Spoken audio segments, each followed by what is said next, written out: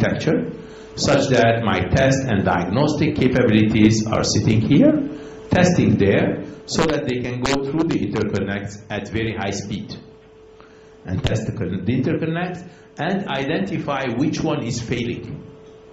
You know, it's important in this case not only to say that these 5 chips together have some problems. No, I need to be able to tell which die is problematic, has some failure, which interconnect has some failure, and then repair them accordingly. If I cannot repair them, I will have trouble.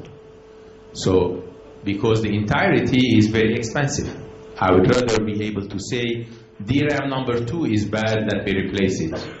Or interconnect number 3, my address line is bad, let me fix it. So if I am able to go inside and find out what is failing, then I have a low-cost way of solving this problem. So what I'll do is, with those memories, I'll find out which memory is bad, which interconnect is bad. Here you see that this interconnect is identified as bad, this memory is identified as bad, and therefore I can go and fix it nicely. In short, what I'm doing, instead of putting my test and repair, my star memory system for embedded memories inside the chip entirety, here the memory is outside, the best engine is inside the SoC. So from inside I go out, test it, and come back. And usually to run it at speed, there is some at-speed engine that pushes these things nicely. And those at-speed engines are either DDRs or HBMs or wide IOs and so on. So my best engine is sitting behind it, is allowing me to do the test accordingly. So what we saw is that we saw so far that we have lots of new trends that we are facing these days. Lots of new trends we're facing these days. We need to have a hierarchy in our solution, and therefore we looked at the hierarchical test solution. We looked at every IP. Inside the IP, what do I do? How do I access it? In the whole SoC, how I can leverage it hierarchically. And then when we go beyond testing, we do diagnostics, repair, beyond testing. And then what we do in the life cycle, that is in the field. Whether we do power on self-test, whether we do ECC correction, or periodic testing, these are all meant post-manufacturing. So until here it was only manufacturing-oriented issues. There we saw that upon manufacturing, in the field, I need to do certain things as well.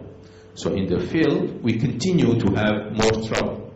So we continue to see that there are numerous things to be added for field level testing. And we will add those. But the good news is that whatever we are doing in the life cycle, utilizing it in the field, is not a different investment compared to what we have put for manufacturing testing. All the BIST engines, the diagnostic, redundancy allocation engines are useful also in the field. All the logic tests, memory tests, or analog, all the IEEE infrastructure that we built in, they are also useful in the field, whether I'm doing periodic test or whether I'm doing power on self-test. So this reuse aspect is very important in manufacturing and in the field. Besides that, if I am taking now not only the individual chips, individual dies, but I am putting those individual dies above each other, there also I'm utilizing similar infrastructure. I'm again accessing my BIST infrastructure, my diagnostic repair infrastructure, now to test between the chips and to test above the chips. So overall, it's a continuity. It's a continuum. This continuum is allowing me to have do things systematically. Therefore, I can be a lot more productive. Instead of creating a solution for every chip, I can utilize automation. I can utilize IPs and be able to address the entire chip nicely. That makes things productive. Quality-wise, it helps me to improve the quality. Because again, I'm not creating a solution for this memory, another solution for that analog box, another solution for my compression. Rather, I'm utilizing or reusing optimized quality solutions, but customizing it to my needs. So I'm using existing stuff with the quality aspect of it, with the programmability built in, with the hierarchical access built in, and so on. So on one hand, it is nicely automated. On the other hand, it gives me the quality of the test, the quality of the FinFET defects, the quality of diagnosis, and so on. Finally, this solution that we discussed together gives me reduced cost. Why it is reduced? Because I can do things in parallel. I can do concurrent testing because it's hierarchically built nicely. It also can give me better yield, which also reduces the cost. Better yield means better number of good chips that come out because of the repair, because of the improvement, the learning, the statistics that I run on the chip. So the cost is better because of yield reasons, and the cost is better because of the scheduling of the test, reducing the test time due to concurrent testing, and both of which can give me good results. So all of this can somewhat summarize the benefits of what we discussed today, and hope that was useful and understandable to you. Thank you.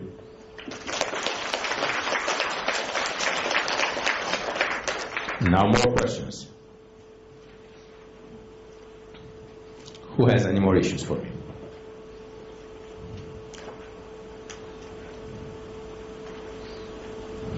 Yes, please.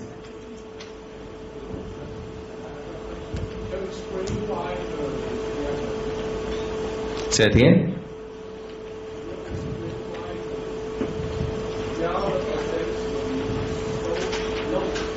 Yes.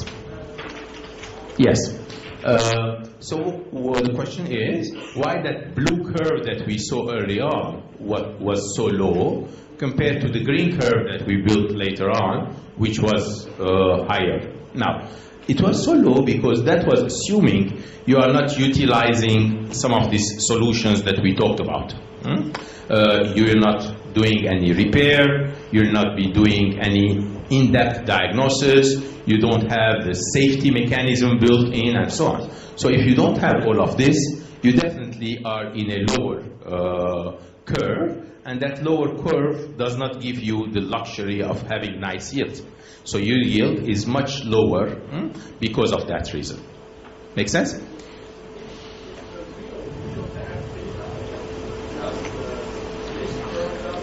It's not, yeah, it is a real data for a given chip, but it's not real data for every chip, right? So it is a sample, if you want to.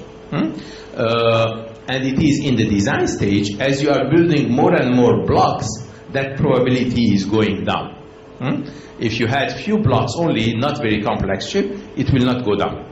If you have a really complex chip with 300 IPs and so on, that goes down quite well. And then as you build the nice measures, it comes back again. But if initially you start using the right set of blocks, then initially your yield will not be going that far, will be halfway down, and will try to give you the improvement that is needed. Make sense? Very good. Thanks. Yes.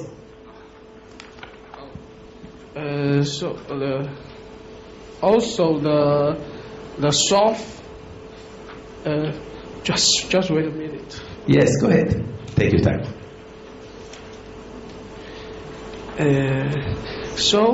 I think the soft repair method can solve the engine problem, because the chip have engine problem.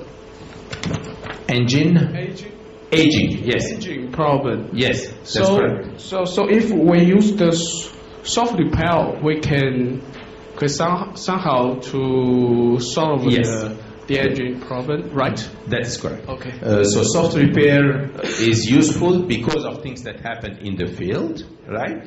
Initially, we didn't have them. Because of aging, they come out. So soft repair is useful. However, I would not do soft repair only. I would do hard repair plus soft repair.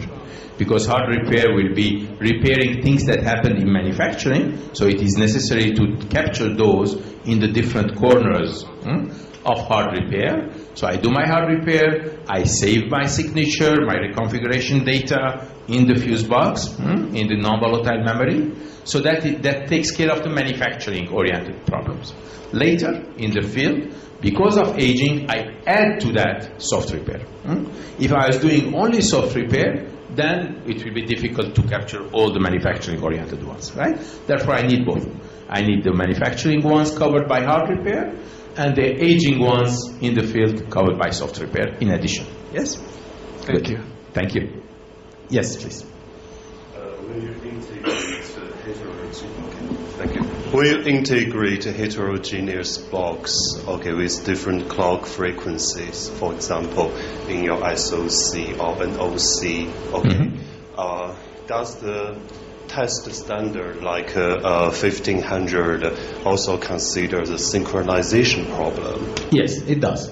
It does. With that, though, you have to think of the following, that in testing with 1500 or your JTAG test access port will be using the slow clock. The slow clock is your scanning in, scanning out clock when you're sending instructions, changing the modes of operation and so on. So all of that is the slow clock. Okay. The high-speed clock, where you have your different high-speed clocks, different issues, that is meant for running each block by itself. So each block with system clock, you run your BIST with system clock, but you scan out the result with the slow clock. So you typically need two. You need a system clock for at-speed coverage, but you need a slow clock to bring in and bring out information. Okay. Yeah? So that's something like two flip-flop synchronization. Correct. Yes. Okay. Maybe we could do better synchronization with future testing standards. Sure. Thank you. Any other question? No? Okay. Very good. Okay. Another one. Yeah, please. So, Professor, you talked about the much on the memory repair. So, how about the logic repair? Is this possible? It is possible. There are ways to put redundancy in the logic. There are ways to do logic repair. So it is something that has been investigated. But it's not very practical. The logic blocks, not being regular structures, they are irregular structures. Repairing them will take large amount of hardware. So the cost is high to do any redundancy for logic. Also, as we said before, the probability of having problems with the logic is less than the probability of having problems in memories, because memories are much denser, therefore they are defect magnets. So because of the probability and because of the cost of the solution, practically repair is not used for logic, is used mostly for memories. Yes? Okay, good. Go ahead. So going back to the early part of the lecture, yes. You mentioned about one of the testing procedure which is called burn-in. Yes. So burn-in procedure meaning giving a higher temperature onto the chip, yes, and trying to emulate the aging problem. Yes. But there are physically two types of condition. One is the temperature, the other is a timing issue. So how equivalent are they? Why a higher temperature can be translated into a longer operation hour, and in what circumstances in what situation are they not equivalent? Yes, there are certain times that they are not equivalent, but very often they are. So it was proven that the aging, not the long life aging problem, I would say this infant mortality. Infant mortality is the early age issues that would happen typically in semiconductor.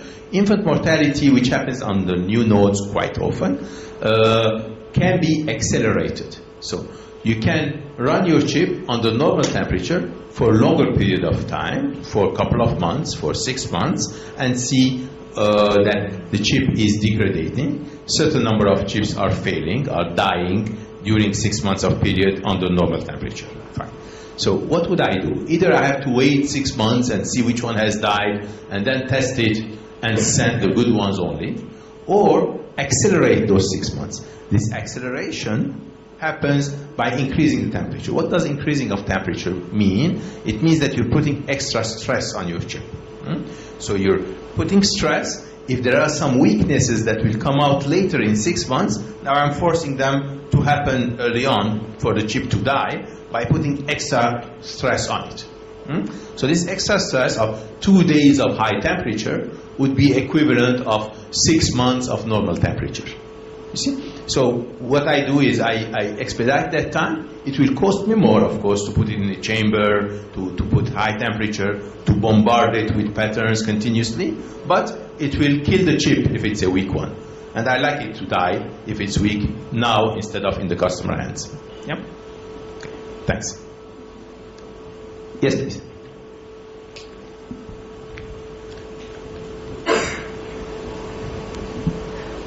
Question regarding the soft repair. Yes. So you mentioned there's an example, say you have a car in the desert, right? Yes. So you start with a soft repair. Yes. That one can help the running situation or environment to make sure that one works. But I think just go back to desert at night. If I start engine at night, right, that's really cool. And you already show a picture, say, a memory at a low temperature, it works. When we go to hot temperature, it fails, right? And this type of soft repair, when I start car at a cool condition, and then run in the noon, and all of a sudden, engine break. Yes. Is that any way to avoid this situation happen? Yes. The way to avoid this situation is not to rely only on soft repair.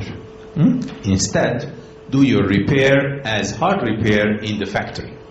In the factory, you can create the cool temperature, the hot temperature, this voltage, that frequency. So you have the flexibility of creating all the necessary corners, finding out where the repair needs to be, creating a repair signature that covers all the corners, and program it in the non-volatile memory. Now it's inside your chip. Now you go to the desert, whether you start in the morning or in the evening, you already have a signature in your non-volatile memory box. You load that. So now it's independent of where you started.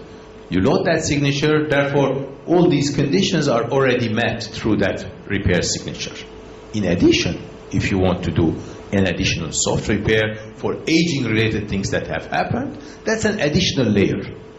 But the fundamental corners are already covered and firmed in your hard repair signature.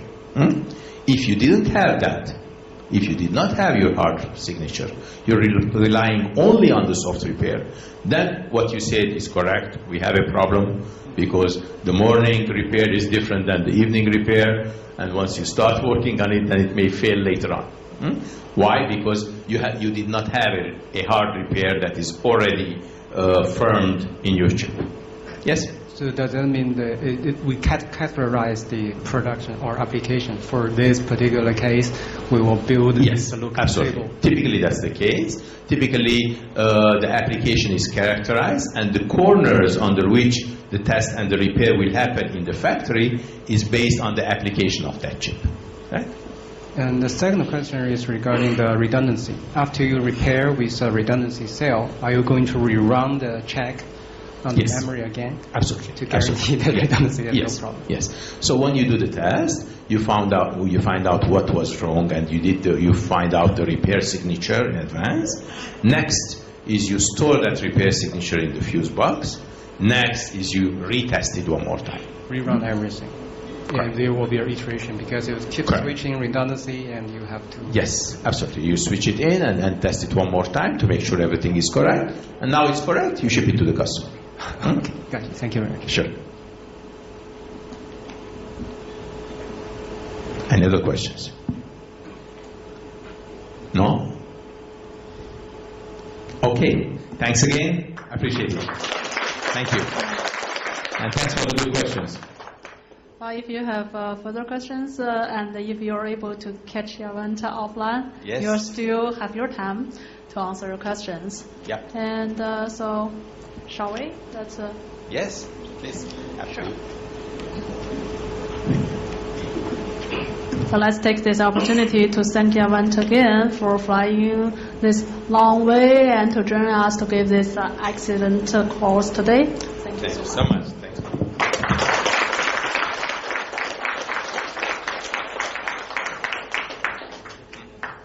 Thanks again. Sure, we definitely done that. Let's go. Okay, end of the day. You're free now. Yeah, thanks. Have a good evening. Bye-bye.